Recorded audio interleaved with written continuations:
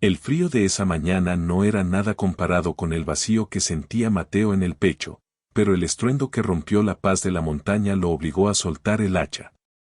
No fue un trueno, ni el motor de un tractor viejo. Fue un grito. Un grito desgarrador, de esos que solo emite alguien que está viendo cómo su mundo se cae a pedazos frente a sus ojos. Mateo, un granjero cuya piel parecía tallada en la misma madera que sus cercas, se quedó inmóvil, escuchando. Sus manos, endurecidas por décadas de arar la tierra y enterrar a los suyos, temblaron ligeramente. Aquel sonido venía de la propiedad de los Miller, o lo que quedaba de ella. Sin pensarlo, Mateo comenzó a caminar. Sus pasos eran pesados, cargados con el peso de la soledad que lo acompañaba desde que su esposa, Elena, lo dejó hace 3 años. Pero la urgencia en ese grito despertó algo en el que creía muerto, la indignación.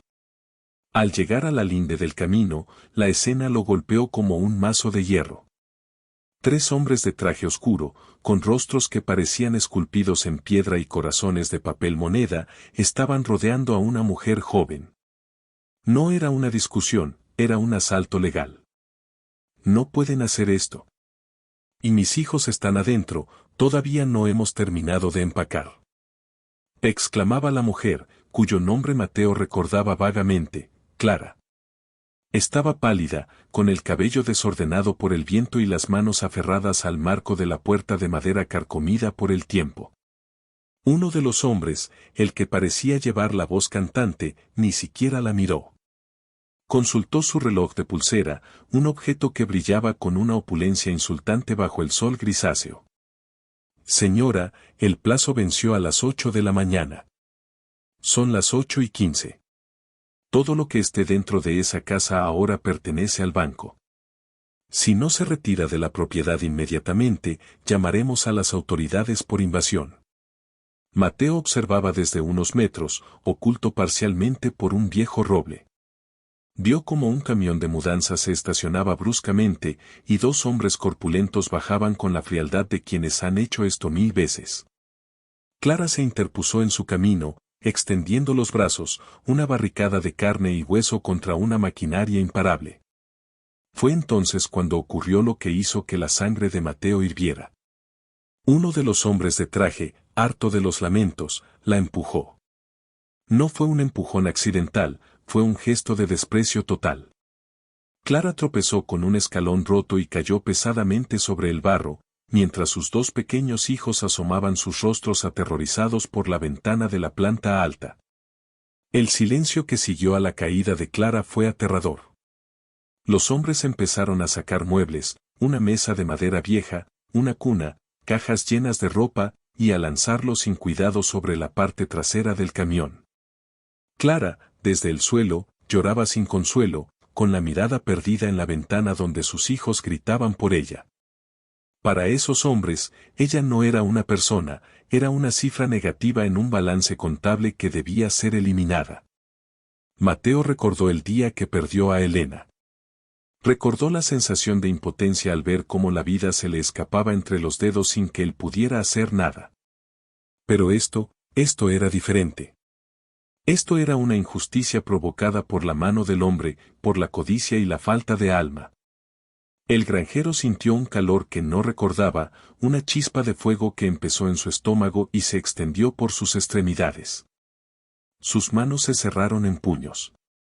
Él sabía que meterse en problemas legales a su edad era una sentencia de muerte para su pequeña granja, la cual ya pendía de un hilo. Sabía que esos hombres representaban a una entidad con más poder que Dios en ese condado. Pero entonces, vio la mirada de uno de los niños. El pequeño puso su mano contra el vidrio sucio de la ventana, mirando a su madre humillada en el barro. Fue esa imagen la que rompió la última barrera de prudencia en Mateo. El granjero salió de las sombras. No gritó, no corrió. Caminó con la calma de un depredador antiguo que ha decidido que es hora de cazar. Los hombres de traje no lo notaron hasta que su sombra, larga y amenazante, cubrió el papeleo que estaban revisando. Suficiente, dijo Mateo. Su voz era baja, pero tenía la autoridad de quien ha dominado la tierra y el clima durante 70 años. El hombre del reloj de lujo levantó la vista, con una mueca de fastidio. Mire, abuelo, esto no es asunto suyo. Circule antes de que lo incluyamos en el informe de obstrucción. Mateo no se movió. Se acercó a Clara y, con una ternura que contrastaba con su apariencia ruda, la ayudó a levantarse. Ella lo miró con ojos llenos de asombro y miedo. Vete adentro con tus hijos, Clara, le susurró Mateo. Cierra la puerta. Pero señor Mateo, ellos dicen que, intentó decir ella entre sollozos. He dicho que entres. Yo me encargo de la basura. El hombre de traje soltó una carcajada seca, llena de veneno. ¿Se encarga usted? ¿Y quién se cree que es? ¿Un héroe de película? Esta casa está embargada. Tenemos la orden judicial, el respaldo del fondo de inversión y la policía en camino. Si no se quita de en medio, terminará en una celda hoy mismo. Mateo metió la mano en el bolsillo de su sobretodo de lana gastada. Los hombres dieron un paso atrás, pensando que sacaría un arma. Pero lo que Mateo sacó fue algo mucho más pequeño, pero con un poder que ninguno de ellos esperaba. Era un sobre amarillento, viejo, sellado con un lacre que llevaba un símbolo que el hombre del traje reconoció al instante. El color desapareció del rostro del ejecutivo tan rápido como si le hubieran drenado la sangre. Ustedes creen que esta tierra es suya porque tienen un papel firmado por un juez comprado, dijo Mateo, dando un paso hacia el hombre, que ahora retrocedía. Pero este valle tiene secretos que el dinero no puede comprar. Y este papel que tengo aquí, este papel dice que ustedes acaban de cometer el error más grande de sus miserables vidas. El ejecutivo tartamudeó, sus manos temblaban mientras intentaba recuperar la compostura. Ese sello, es imposible. Esa familia desapareció hace décadas. Mateo sonrió, pero no fue una sonrisa de alegría. Fue la sonrisa de alguien que está a punto de desatar una tormenta. No desaparecieron. Simplemente estaban esperando a que alguien como ustedes cruzara la línea. Y hoy, la han cruzado. En ese momento, el sonido de las sirenas de la policía empezó a escucharse a lo lejos, acercándose por el camino de tierra. Los hombres de traje recuperaron un poco de valor, pensando que la ley estaría de su lado. Pero Mateo no se inmutó. Miró hacia la entrada del camino y luego volvió a mirar al ejecutivo, cuyos ojos estaban fijos en el sobre amarillento. ¿Quieres saber qué hay dentro de este sobre?, preguntó Mateo, su voz resonando con una frialdad absoluta mientras las luces azules y rojas empezaban a destellar entre los árboles. Pues prepárate, porque lo que voy a revelar ahora mismo no solo salvará esta casa, sino que va a destruir tu banco por completo. El polvo se levantó en nubes densas cuando dos patrullas de la policía local frenaron en seco, bloqueando la salida de la propiedad. El ejecutivo del banco, recuperando un poco de su arrogancia al ver los uniformes, se acomodó la corbata con dedos temblorosos. «Oficial, qué bueno que llegan», gritó el hombre de traje, señalando a Mateo con un dedo acusador. «Este hombre está interfiriendo con una ejecución judicial y nos ha amenazado. Procedan al arresto de inmediato para que podamos terminar con el desalojo». Los dos oficiales bajaron del vehículo. Uno de ellos era el sargento Miller, un hombre que llevaba 20 años patrullando esos caminos y que conocía a Mateo desde que era un niño. Miller miró a Clara, que observaba desde la ventana con los ojos hinchados de tanto llorar, luego miró los muebles tirados en el barro y, finalmente, fijó su vista en Mateo. El granjero permanecía impasible, sosteniendo el sobre amarillento contra su pecho como si fuera un escudo sagrado. «Mateo, ¿qué está pasando aquí?», preguntó el sargento Miller, con un tono que mezclaba el respeto y la preocupación. «Estos señores tienen documentos legales. No puedes interponerte, por mucho que nos duela a todos». «No son documentos legales, sargento.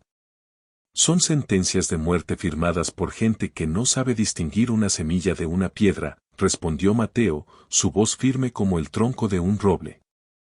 Antes de que pongan una mano sobre mí o sobre esta familia, quiero que lea esto. Mateo extendió el sobre. El ejecutivo intentó arrebatárselo, pero el sargento Miller lo detuvo con un brazo firme. El oficial tomó el papel, rompió el sello de lacre y comenzó a leer. A medida que sus ojos recorrían las líneas escritas con una caligrafía antigua y elegante, su expresión cambió. La autoridad en su rostro se transformó en puro asombro, y luego en algo parecido al temor. Esto no puede ser cierto, susurró Miller, mirando a Mateo. Si esto es auténtico, entonces este terreno. No solo este terreno, sargento, lo interrumpió Mateo, dando un paso al frente para que el ejecutivo pudiera escuchar perfectamente. Toda la cuenca del río, incluyendo el sitio donde ese banco planea construir su complejo turístico, no está bajo la jurisdicción que ellos creen. El ejecutivo soltó una carcajada nerviosa, aunque el sudor ya le perlaba la frente. Tonterías. Hemos hecho estudios de títulos de propiedad que se remontan a 100 años. Ese viejo no es más que un loco que guarda papeles de su abuelo. Lo oficial, cumpla con su deber. Mateo ignoró el insulto. Se giró hacia el camión de mudanzas, donde los trabajadores observaban la escena confundidos. Bajen los muebles de esa mujer. Ahora mismo. Ni se les ocurra. Chilló el hombre de traje. Si tocan un solo mueble, están despedidos. Fue entonces cuando Mateo hizo algo que nadie esperaba. Caminó hacia el centro del patio, donde un viejo pozo de piedra, clausurado hacía décadas, permanecía oculto bajo la maleza. Con una fuerza sorprendente para su edad, Mateo comenzó a arrancar las tablas podridas que cubrían la boca del pozo. Hace 70 años, mi padre y el abuelo de Clara hicieron un pacto, dijo Mateo, mientras los presentes lo miraban como si hubiera perdido la razón. No fue un pacto de caballeros, fue un pacto de supervivencia. Cuando el gran incendio de los años 50 amenazó con borrar este valle, ellos no buscaron ayuda en el gobierno ni en los bancos. La buscaron el uno en el otro. Mateo señaló el interior del pozo. Ahí abajo, a 10 metros de profundidad, no hay agua. Hay una caja de hierro fundido. Dentro de esa caja están los títulos originales de la Merced del Valle. Una concesión de tierras que precede a la fundación de este estado y que prohíbe explícitamente cualquier embargo o división comercial sin el consentimiento de ambas familias. El ejecutivo palideció. Eso es un mito legal. La Merced del Valle fue anulada en la reforma de 1920. Eso es lo que les hicieron creer para que dejaran de buscar, replicó Mateo con una sombra de satisfacción en su rostro. Pero mi esposa, Elena, trabajó en el archivo histórico antes de morir. Ella encontró el vacío legal. El banco de ustedes no compró una deuda, compraron una bomba de relojería. Y yo acabo de encender la mecha. El sargento Miller miró el documento en sus manos y luego al ejecutivo. Señor, tengo que pedirles que detengan el desalojo inmediatamente. Según este documento, que parece tener un sello notarial federal nunca revocado, este proceso queda suspendido hasta que una corte superior verifique la validez de la merced. Esto es ridículo. Gritó el hombre de traje, sacando su teléfono. Llamaré a la oficina central, esto se va a solucionar en 5 minutos. Pero mientras el ejecutivo gritaba por teléfono, algo comenzó a cambiar en el ambiente. El cielo, que había estado gris, se tornó de un color violáceo amenazador. El viento empezó a soplar con una fuerza inusual, arrastrando las hojas secas en remolinos violentos. Mateo miró hacia el horizonte, donde las montañas parecían estar observando la escena. De repente, el teléfono del ejecutivo cayó al suelo, rompiéndose contra una piedra. El hombre se quedó paralizado, mirando su mano, que temblaba sin control. ¿Qué me pasa?, balbuceó. Mateo se acercó a él, bajando el tono de voz hasta que solo ellos dos pudieron oírse. Te advertí que este valle tiene secretos.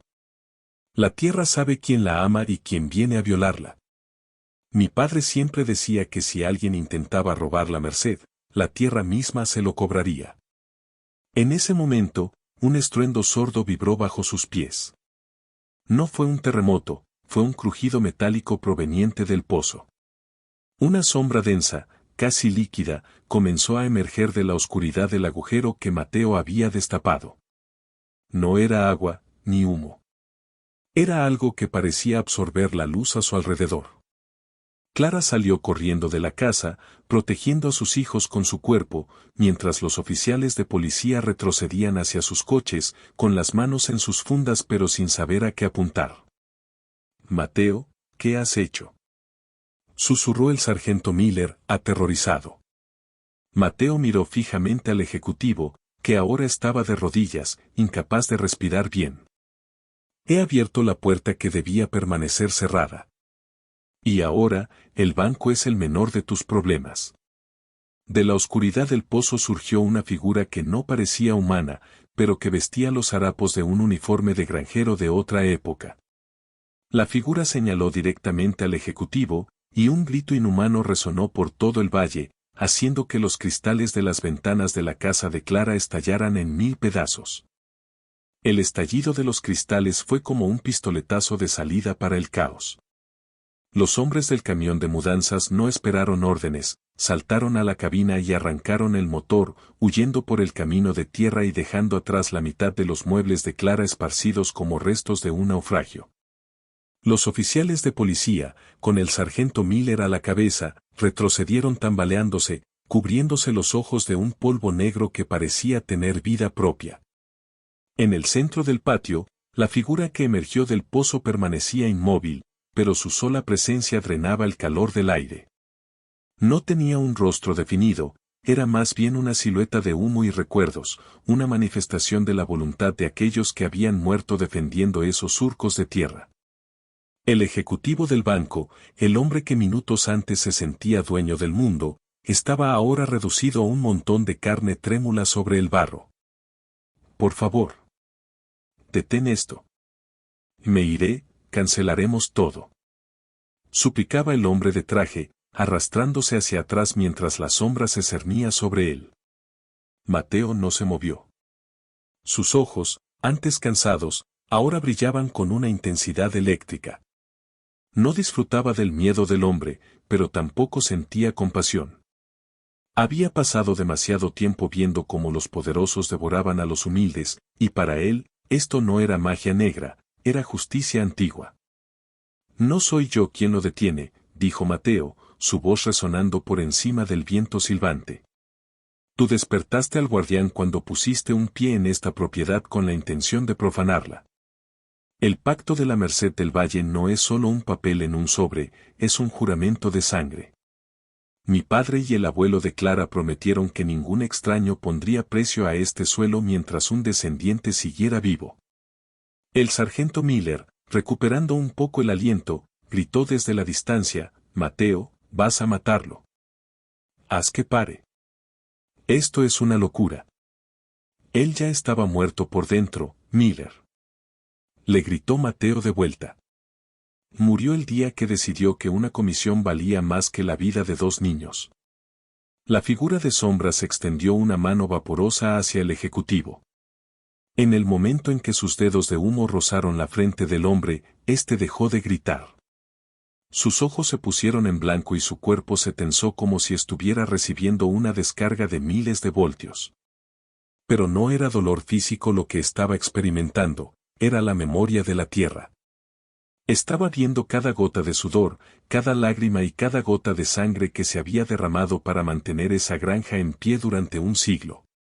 Estaba sintiendo el peso de la desesperación de Clara y el hambre que sus hijos pasarían si los echaban al frío. De repente, la sombra se disipó tan rápido como había aparecido, colapsando de nuevo hacia el pozo abierto. El silencio que siguió fue absoluto, un vacío sonoro que lastimaba los oídos. El ejecutivo cayó de cara al barro, desmayado pero vivo. Clara, que había permanecido abrazada a sus hijos tras la puerta rota, salió lentamente. Miró a Mateo con una mezcla de gratitud y terror puro. El viejo granjero se veía diferente, más erguido, pero también más pálido, como si hubiera entregado parte de su propia energía para convocar aquella fuerza. «Señor Mateo, ¿qué fue eso?», preguntó ella con un hilo de voz. Mateo cerró los ojos un segundo y suspiró. Se acercó al pozo y volvió a colocar las tablas podridas en su lugar, aunque sabía que ya nada sería igual. «Es la memoria de los nuestros, hija. Pero esto no ha terminado. Lo que viste fue solo el aviso. El banco no se detendrá por un susto. Mañana vendrán con abogados federales, con excavadoras y quizás con el ejército. Ese papel que tiene el sargento es nuestra única protección legal, pero necesitamos que un juez lo valide antes del amanecer». El sargento Miller se acercó, mirando el sobre amarillo con desconfianza. «Mateo, conozco a los jueces de este distrito. Todos almuerzan con el presidente de ese banco. Nadie va a firmar un amparo basado en un documento del siglo XIX que acaba de salir de un pozo. Por eso no vamos a ir con un juez de este distrito», respondió Mateo, mirando hacia las montañas más altas. «Hay alguien que vive en el límite del condado. Un hombre que renunció a la ley para proteger la justicia. Si logramos llevarle este documento, él puede activar una cláusula de protección federal que dejará al banco de rodillas». «¿Te refieres al juez Varga?», preguntó Miller, palideciendo. «Mateo, ese hombre está loco. Vive como un ermitaño. Dicen que le disparará a cualquiera que se acerque a su cabaña. Es nuestra única oportunidad, Miller. Si el sol sale y no tenemos su firma, vendrán a demoler esta casa con Clara y los niños adentro, y esta vez, el guardián no podrá detenerlos a todos». Mateo miró a Clara y luego a su propia camioneta vieja y oxidada. Sabía que el camino hacia la montaña de Varga era peligroso, lleno de curvas traicioneras y, lo peor de todo, que el banco ya estaría enviando a sus propios mercenarios legales para interceptarlos.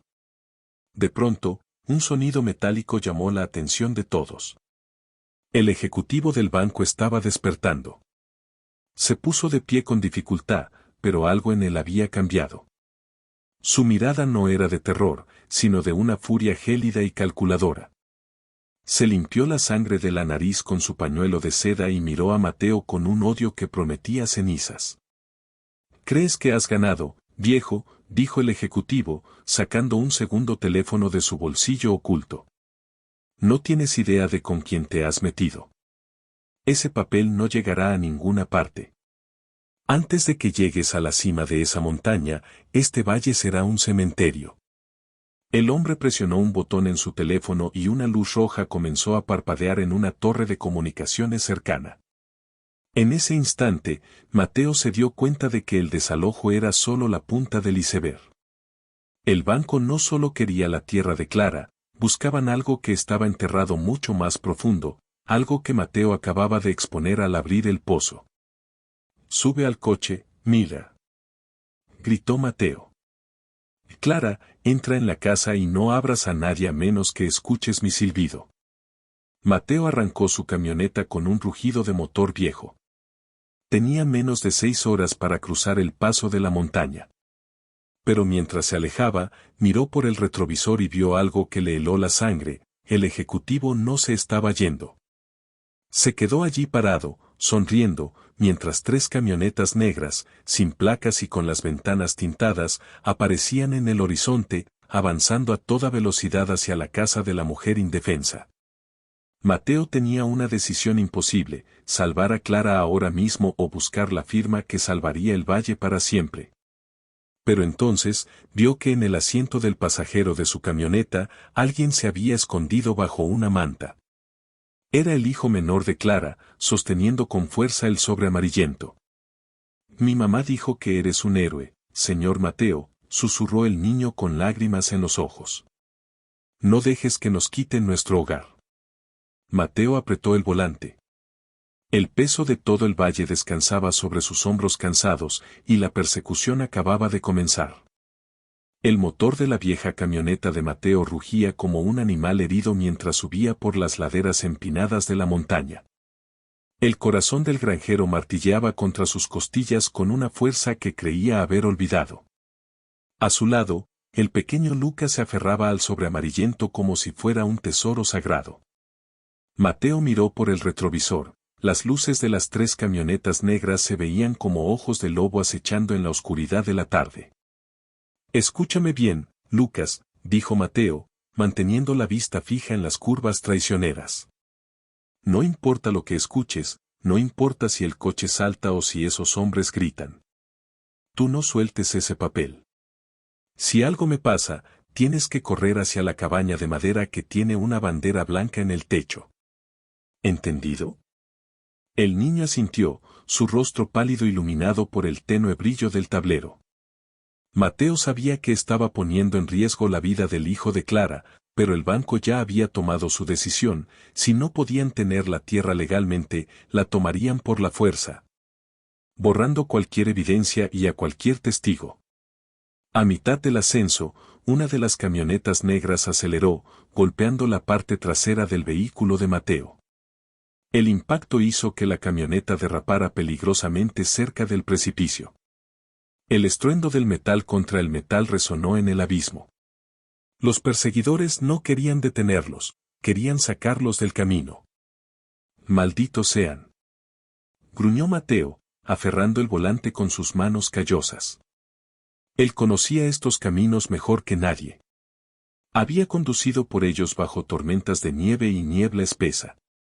Sabía que 1 kilómetro más adelante el camino se estrechaba en un puente de madera viejo que apenas soportaba el peso de un vehículo a la vez. Si lograba llegar allí primero, tendría una oportunidad.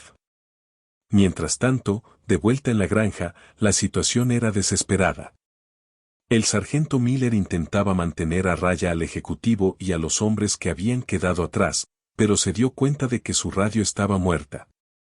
Alguien había bloqueado la señal en todo el sector. Clara, armada solo con un pesado atizador de la chimenea, se mantenía frente a la puerta de su casa, protegiendo a su hija mayor. «Señor Miller, haga algo», gritó Clara, viendo cómo el ejecutivo caminaba hacia el pozo con una expresión de triunfo maníaco. «No puedo arrestarlos si no cometen un crimen visible, Clara, y técnicamente, ellos siguen reclamando propiedad privada», respondió Miller, aunque su mano no se alejaba de su arma. Estaba atrapado entre la ley que juró proteger y la justicia que dictaba su corazón. El ejecutivo se detuvo frente al pozo que Mateo había cerrado. «¿Ustedes creen que esto se trata de una casa vieja o de pasto para vacas?», dijo el hombre de traje, cuya voz ahora sonaba extrañamente distorsionada. «No tienen idea de lo que hay debajo de este valle. El pacto de la Merced no se hizo para proteger a los granjeros. Se hizo para mantener sepultado lo que mis jefes llevan buscando medio siglo». En la montaña, Mateo divisó el puente. Las camionetas negras estaban a escasos metros, intentando flanquearlo. En un movimiento desesperado, Mateo apagó las luces de su vehículo, sumergiéndose en la penumbra total del bosque. Los perseguidores, sorprendidos, frenaron por un instante, temiendo un choque frontal. Ese segundo fue todo lo que Mateo necesitó. Viró bruscamente hacia un sendero lateral, un camino de cazadores que casi nadie usaba. La camioneta saltó sobre raíces y piedras, sacudiendo a Lucas, quien soltó un pequeño grito de terror. «Ya casi llegamos, pequeño». «Aguanta», gritó Mateo. Pero el alivio duró poco. Al final del sendero, una figura los esperaba. No era una camioneta, ni un hombre armado. Era el juez Varga en persona, de pie en medio del camino con una escopeta de doble cañón apoyada en el hombro. Su barba blanca le llegaba al pecho y sus ojos parecían 2 carbones encendidos. Mateo frenó en seco, levantando una nube de polvo. Bajó de la camioneta con las manos en alto, mientras Lucas se encogía en el asiento. «Varga. Soy Mateo. Traigo la Merced», bramó el granjero. El juez no bajó el arma. Su mirada pasó de Mateo al niño y luego a las luces de las camionetas negras que ya se filtraban entre los árboles del sendero. Has traído el infierno a mi puerta, Mateo, dijo Varga con una voz que sonaba como piedras chocando. Te dije hace años que si ese sobre volvía a ver la luz, la sangre correría por el río hasta secarlo. Si no firmas esto, la sangre correrá de todos modos, pero será la de inocentes, replicó Mateo, acercándose con el sobre extendido. El banco sabe lo del pozo. Saben lo que hay abajo. El nombre del banco pareció tener un efecto eléctrico en el juez. Bajó la escopeta y arrebató el sobre. Sus manos, nudosas y manchadas de tinta, temblaron al sentir el pergamino. Si firmo esto, Mateo, activo una ley que no se ha usado desde la guerra civil. Significa que este valle se convierte en territorio autónomo bajo custodia federal inmediata. Los militares vendrán. Nadie podrá entrar ni salir. Ni siquiera tú. Hazlo, dijo Mateo sin dudar. Salva a esa familia. Vargas sacó una pluma de su bolsillo, pero antes de que pudiera rozar el papel, un disparo rasgó el aire de la montaña. El espejo retrovisor de la camioneta de Mateo estalló en 1000 pedazos. Los mercenarios del banco habían llegado y no estaban dispuestos a dejar que esa firma se estampara. Entren a la cabaña. Rugió Varga, disparando su escopeta hacia el bosque para cubrir la retirada. Mateo tomó a Lucas en brazos y corrió hacia la construcción de madera mientras las balas silbaban a su alrededor. Entraron y Vargas cerró la pesada puerta de roble, asegurándola con 3 cerrojos de hierro. Dentro de la cabaña, el silencio era sepulcral, roto solo por la respiración agitada del niño. Vargas se acercó a una mesa llena de mapas antiguos y extendió el documento. Mojó la pluma en tinta y miró a Mateo una última vez. Una vez que firme, no hay vuelta atrás. El secreto del valle dejará de ser nuestro y pasará a manos del gobierno. ¿Estás seguro de que quieres que el mundo sepa lo que tu padre escondió allí abajo? Mateo miró a Lucas, quien apretaba la mano del granjero con fuerza. Pensó en Clara, en su esposa Elena y en la sombra que había visto emerger del pozo. El mundo ya está roto, Varga. Solo quiero que estos niños tengan un techo donde dormir mañana. Firma. Varga apoyó la pluma sobre el papel. El trazo comenzó a formarse, pero justo cuando estaba por terminar la rúbrica, un estruendo masivo sacudió la cabaña. El techo crujió y las paredes empezaron a ceder. No eran balas. Era algo mucho más pesado. Desde la pequeña ventana, Mateo vio con horror como una enorme excavadora industrial, transportada por un helicóptero de carga que sobrevolaba la zona, descendía directamente sobre la propiedad de Varga. Pero lo más aterrador no era la máquina. Era el hecho de que, desde el bosque, empezaron a salir hombres con trajes NBQ, protección biológica y química, moviéndose con precisión militar. El banco no quería la tierra por su valor inmobiliario. Mateo, susurró Varga, dejando caer la pluma. No vienen por el dinero. Vienen por la fuente. En ese momento, la puerta de la cabaña fue arrancada de cuajo por un gancho de acero. Pero lo que entró por el hueco no fue un soldado, sino una neblina negra, la misma que Mateo había visto en el pozo, solo que esta vez, la neblina tenía una voz. Y esa voz llamó a Mateo por su nombre de una manera que le heló el alma. Era la voz de su esposa fallecida, Elena. El tiempo pareció detenerse dentro de la cabaña. El frío que emanaba de esa neblina negra no era ambiental, era un frío que nacía dentro de los huesos, un vacío absoluto que devoraba la luz de las lámparas de aceite. Mateo sintió que sus rodillas flaqueaban. Esa voz no era una imitación. Era el tono exacto, el matiz de dulzura y dolor que Elena tenía en sus últimos días. Mateo, ayúdame, está tan oscuro aquí abajo, susurró la bruma, tomando una forma vagamente femenina frente a la puerta destrozada. El juez Varga retrocedió, tropezando con su mesa de mapas. Su rostro, antes duro como el granito, estaba desencajado por el pánico. No la escuches, Mateo. Es un truco de la fuente. El valle se está defendiendo, ¿O nos está tentando para que nos entreguemos? Pero Mateo estaba hipnotizado. Dio un paso hacia la silueta, con las manos extendidas. Lucas, el hijo de Clara, tiró de la manga de su sobretodo, llorando en silencio, pero el granjero parecía estar en un trance profundo.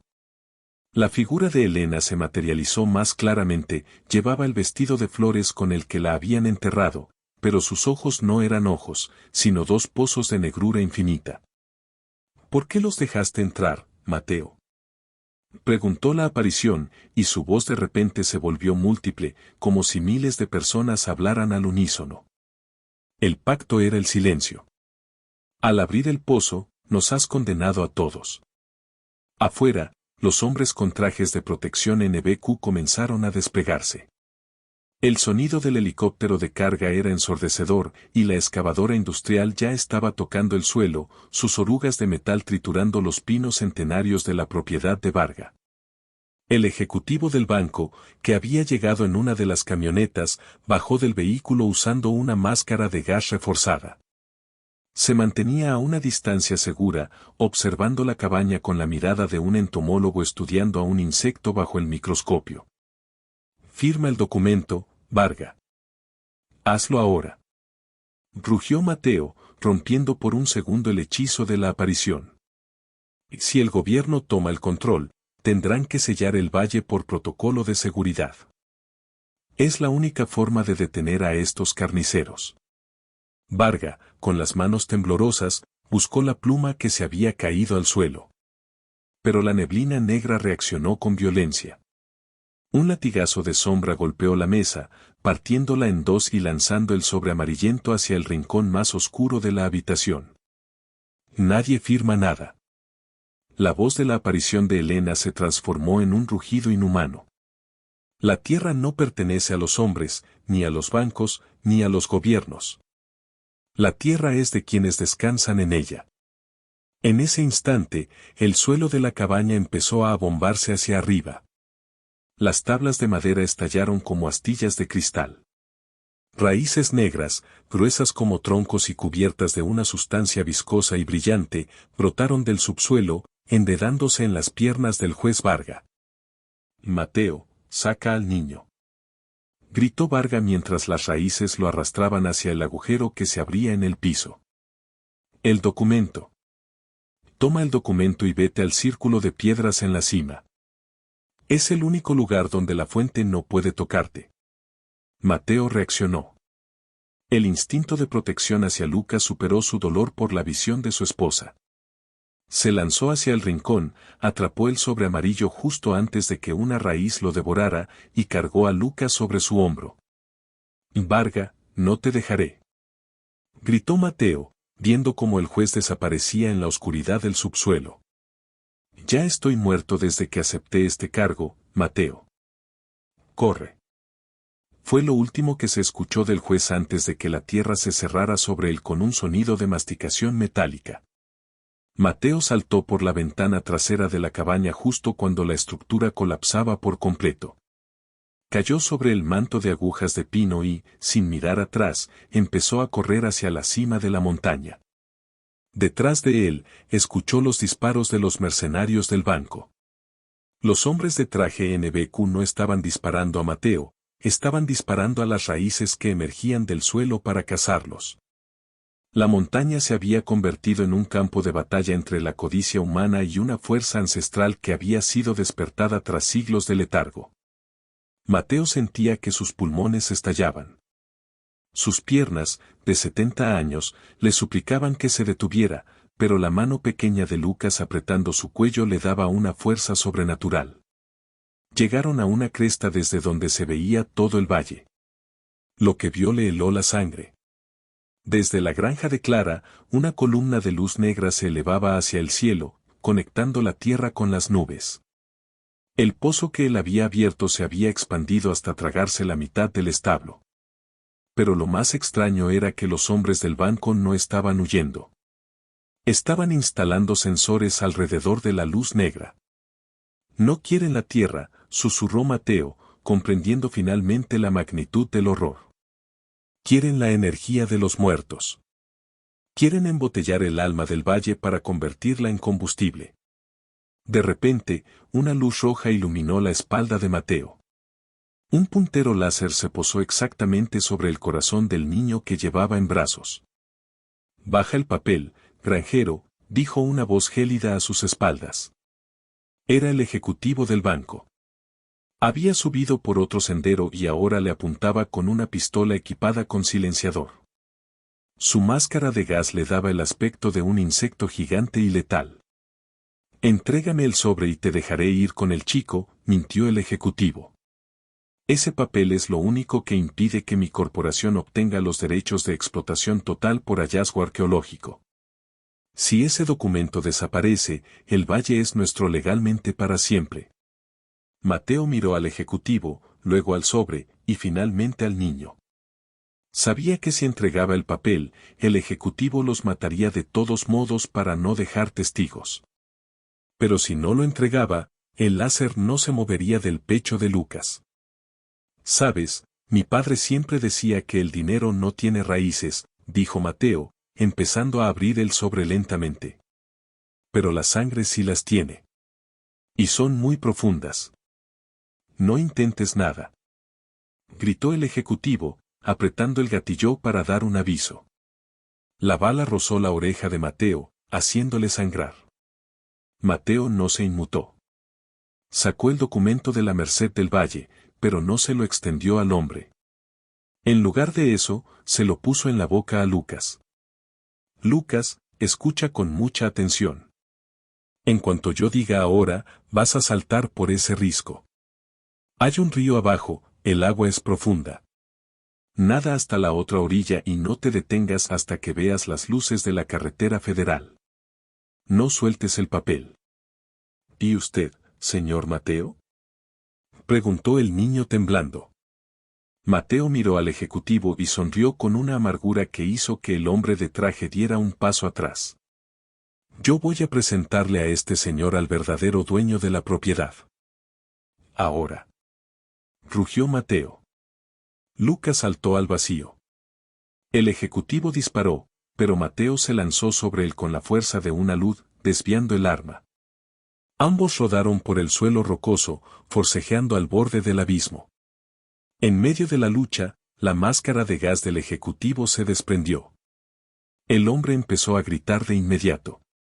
El aire del valle, cargado con la esencia de la fuente, comenzó a quemar su piel, derritiendo sus rasgos como cera caliente.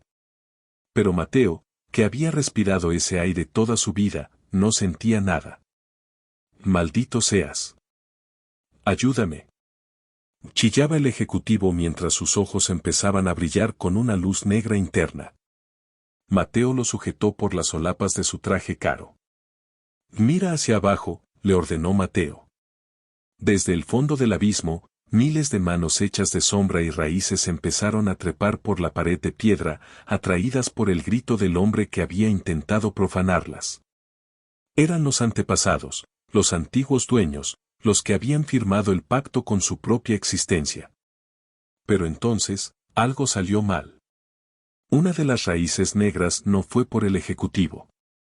Se enredó en el brazo de Mateo y empezó a arrastrarlo a él también. «Tú también abriste el pozo, Mateo», susurró la voz de la neblina, que ahora rodeaba a ambos hombres. «El precio del pacto es una vida por otra. Para salvar al niño, tú debes quedarte aquí, para siempre». Mateo miró hacia el río, viendo la pequeña mota que era Lucas alcanzando la otra orilla con el sobre a salvo entre sus dientes. Una lágrima de alivio rodó por la mejilla del granjero. «Acepto el trato», dijo Mateo en voz alta. Justo cuando las sombras estaban a punto de engullirlos a ambos, un estruendo de motores a reacción sacudió el cielo.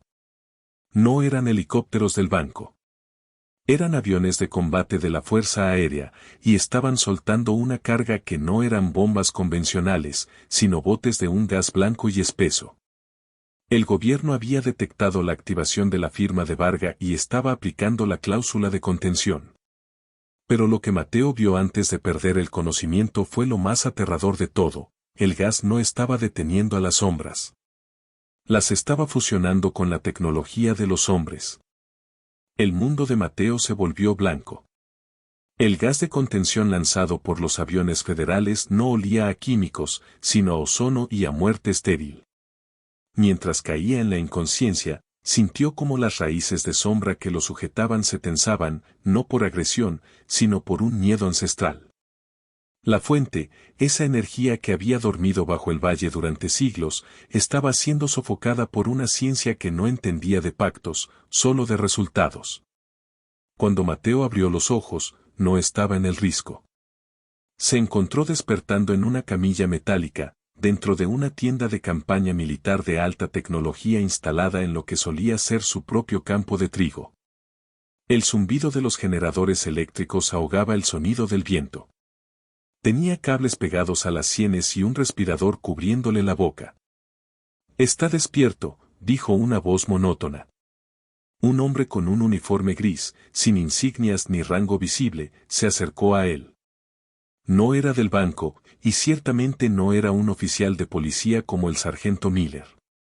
Sus ojos eran tan fríos como el metal de la camilla. Detrás de él, en una pantalla gigante, Mateo pudo ver imágenes térmicas del valle. El pozo de la granja de Clara estaba rodeado por un domo de energía traslúcida. ¿Dónde está el niño?, logró articular Mateo, con la garganta sintiéndose como si hubiera tragado brasas. El sujeto menor fue interceptado en la carretera federal, respondió el hombre de gris, revisando una tableta digital. Tenía en su posesión un documento que usted y el difunto juez Varga intentaron validar. Debo decirle, señor Mateo, que su merced del Valle nos ha causado un problema logístico considerable. Mateo intentó incorporarse, pero unas correas magnéticas lo mantuvieron pegado a la camilla. Si tienen el papel, saben que este lugar está bajo protección federal. El banco no puede tocarlo. Tienen que sacar a Clara y a su hija de allí. El hombre de gris soltó una risa seca, carente de cualquier rastro de humor. Usted todavía cree que vivimos en un mundo de leyes y granjeros. El banco no es nuestro enemigo. El banco es solo nuestro contratista de excavación. Nosotros somos quienes realmente necesitábamos lo que hay bajo ese pozo. La firma del juez Varga no salvó el valle, Mateo. La firma activó el protocolo de ceniza. Mateo sintió un escalofrío que le recorrió la espina dorsal. ¿De qué estás hablando? Ese documento es un localizador, explicó el agente. Durante 100 años, el gobierno perdió el rastro de la ubicación exacta de la fuente de almas. Sabíamos que estaba en este condado, pero el pacto de su padre y el abuelo de la señora Miller ocultó la firma energética bajo un velo de creencias rurales y superstición. Al llevarle el documento a Varga, usted encendió una baliza que pudimos ver desde el espacio. Mateo cerró los ojos, abrumado por la culpa. Su intento de salvar a una mujer y a sus hijos había sido la llave que el sistema necesitaba para destruir el último refugio de lo sagrado. ¿Qué van a hacer con la fuente?, preguntó Mateo. Lo que el hombre siempre hace con el fuego, usarlo para quemar a otros. Esa neblina negra que usted llama espíritus es en realidad una forma de materia oscura consciente. Es la batería más poderosa del planeta. Y ahora, gracias a su heroísmo, vamos a drenarla hasta que no quede ni un susurro en este valle. El agente señaló la pantalla. Mateo vio con horror cómo enormes ondas mecánicas eran descendidas por grúas dentro del pozo. Cada vez que una sonda penetraba la oscuridad, un alarido colectivo, una frecuencia que vibraba directamente en el alma de Mateo, resonaba en el campamento. Era el grito de sus ancestros, de su esposa Elena, siendo desgarrados por la tecnología de succión. Va a matar la tierra. Nada volverá a crecer aquí, gritó Mateo, forcejeando contra las correas. La tierra es reemplazable. El poder no, sentenció el agente. Pero tenemos un problema. El sistema de drenaje no puede completarse mientras la llave de sangre siga activa. Y resulta que usted, Mateo, es esa llave. El pacto requiere que el último guardián de la Merced muera dentro del círculo de la fuente para que el sello se rompa definitivamente. El agente sacó una jeringa llena de un líquido negro a su lado. Podemos hacerlo de la manera difícil, o puede aceptar que su sacrificio servirá para algo más grande que una simple granja de cabras. En ese momento, las luces de la tienda parpadearon. Un estruendo sordo sacudió el suelo. En la pantalla de monitoreo, Mateo vio que algo estaba saliendo mal. Las ondas no estaban extrayendo la energía, estaban siendo devoradas por ella. La neblina negra había cambiado de táctica. No estaba luchando contra las máquinas, se estaba metiendo dentro de ellas, poseyendo los circuitos, transformando los tanques y drones en monstruos de metal y sombra. Señor. La contención ha fallado. Gritó un técnico desde el otro lado de la tienda. La fuente está usando nuestro propio hardware para expandirse. El radio de infección está llegando a la casa de la mujer. El agente de gris palideció. Miró a Mateo y luego a la jeringa. Sabía que si no mataba a Mateo ahora para cerrar el ciclo legal de la Merced, la entidad del Valle consumiría todo el campamento y luego el estado. Lo siento, granjero, dijo el agente, bajando la jeringa hacia el cuello de Mateo. Pero antes de que la aguja tocara su piel, la lona de la tienda de campaña fue rasgada de arriba abajo. No fue una raíz, ni un soldado. Fue Clara.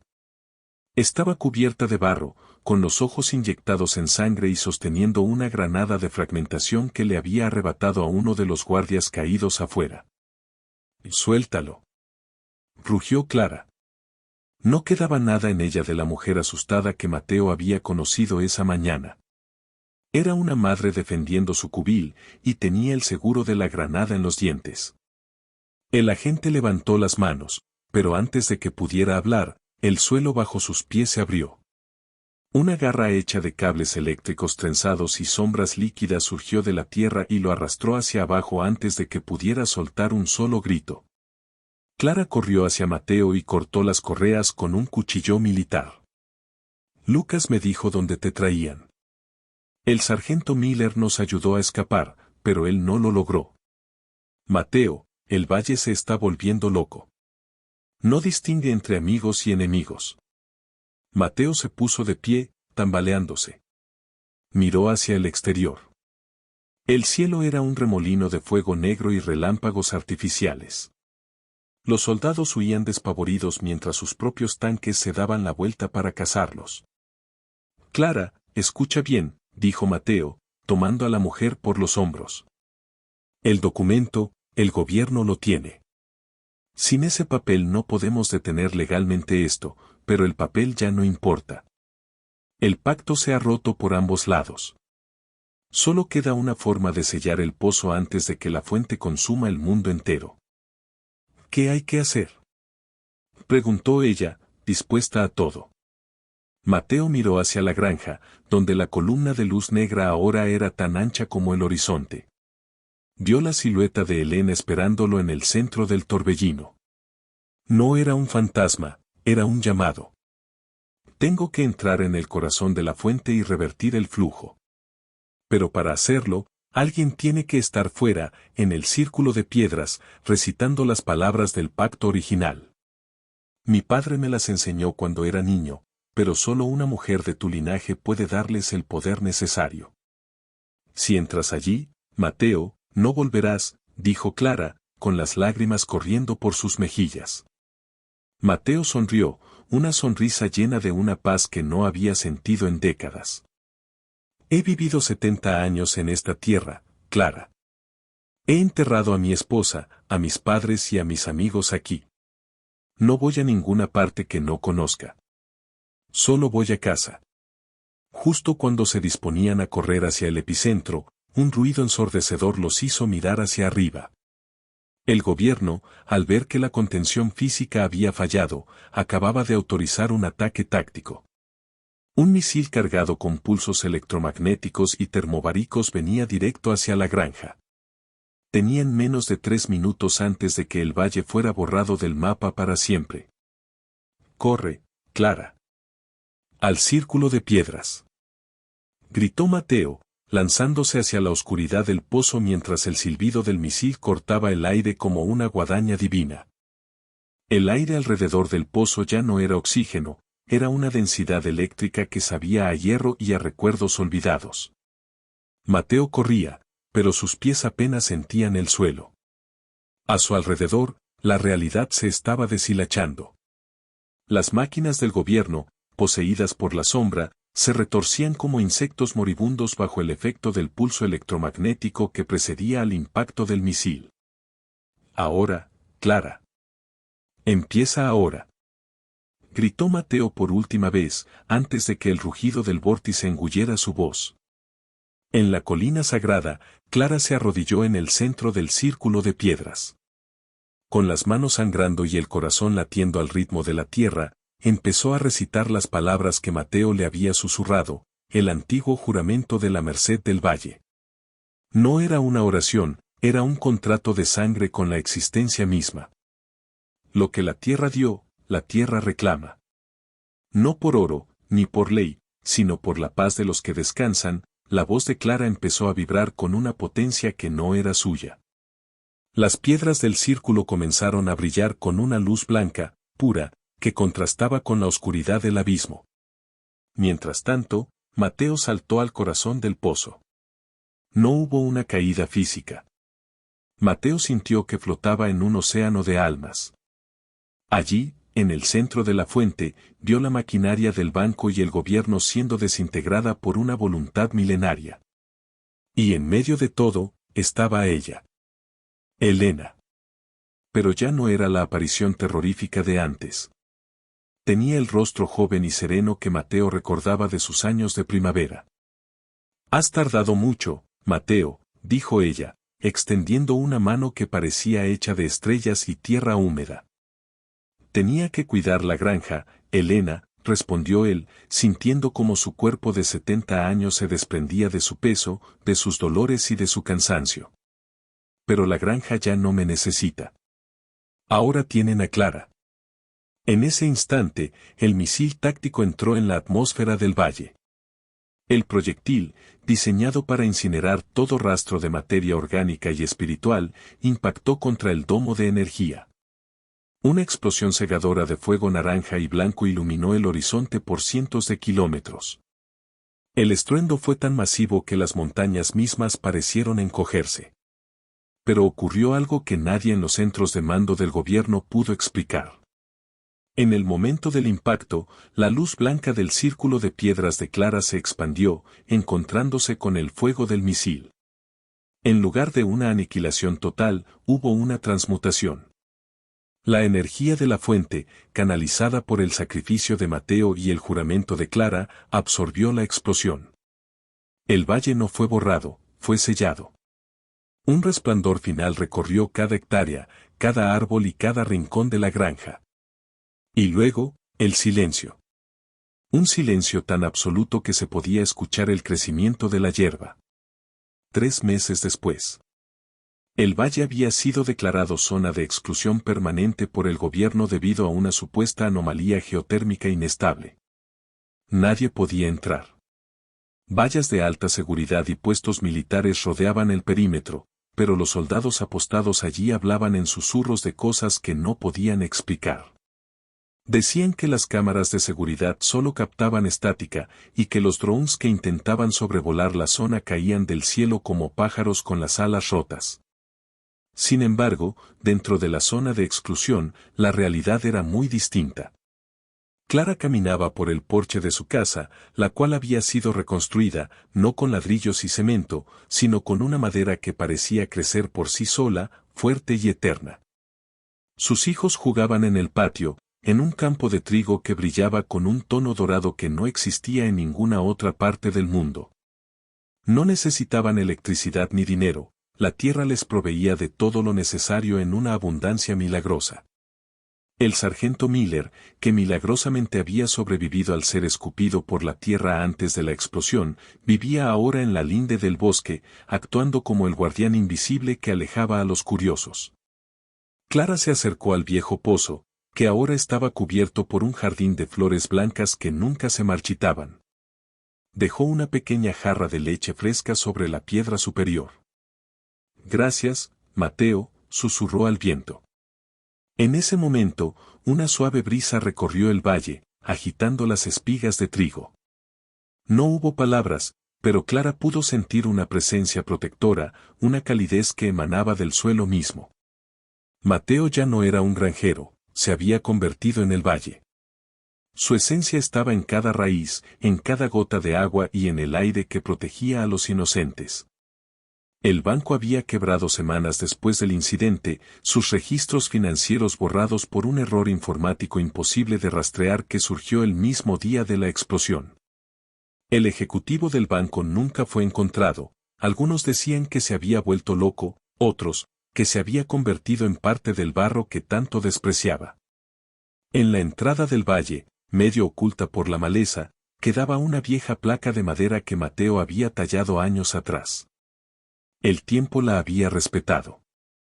En ella se podía leer una advertencia que ahora era una ley universal en ese rincón del mundo. Aquí la tierra no se vende. Aquí la tierra se respeta. Porque los que estamos arriba, solo somos los invitados de los que están abajo. Bajo el sol de la tarde, una sombra larga y familiar se proyectó sobre el camino de entrada, aunque no había nadie allí para proyectarla. La sombra de un hombre con un sombrero de paja y un hacha al hombro, vigilando su hogar, en paz, para siempre.